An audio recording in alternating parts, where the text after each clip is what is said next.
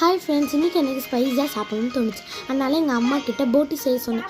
போட்டியில் ஒரு வெரைட்டி இல்லை, 2 வெரைட்டி இல்லை, 3 வெரைட்டி செஞ்சுருந்தாங்க. ஒன்று போட்டி சால்னா, ஒன்று போட்டி ஃப்ரை, ஒன்று போட்டி சுக்கா. இதெல்லாம் வேறு லெவலில் இருந்துச்சு. இதுக்கு பூரி சப்பாத்தி எது வேணால் வச்சு சாப்பிட்லாம். ஆனால் நம்மளுக்கு தோசை தான். வாங்க அது எப்படி செய்கிறதுன்னு பார்க்கலாம். போட்டி செய்ய நான் முன்னாடியே போட்டியை அவிச்சு வச்சுட்டேன். அதோட வெங்காயம் கொத்தமல்லி போட்டு நல்லா வதக்கிட்டேன். எண்ணெயில் அது வதங்கினதுமே தக்காளியோட இஞ்சி பூண்டு பச்சை மிளகாய் அதெல்லாமே போட்டு வதக்கிட்டேன். வதக்கும் போதே நான் தேங்காய், கசகசா, சீரகம், சோம்பு, ஒரு பட்டை, ஒரு லவங்கம் அரையும் போட்டு நல்லா ஒரு பேஸ்ட்டை அரைச்சி வச்சுட்டேன். நல்லா அதோட நம்ம வேக வச்ச போட்டி, அதோட மஞ்சள்தூள், மிளகாத்தூள், உப்பு எல்லாமே போட்டுட்டு அரைச்சி வச்ச மசாலாவையும் போட்டுட்டு கொதிக்க வச்சுட்டோன்னா நம்மளுடைய டேஸ்டியான போட்டி ரெசிபி ரெடி ஆகிடும். செய்கிற போட்டி சால்னா ரொம்ப சூப்பராக இருக்கும், ரொம்ப ஈஸியாக இருக்கும். இது ரொம்ப 10 மினிட்ஸில் செஞ்சிடலாம்.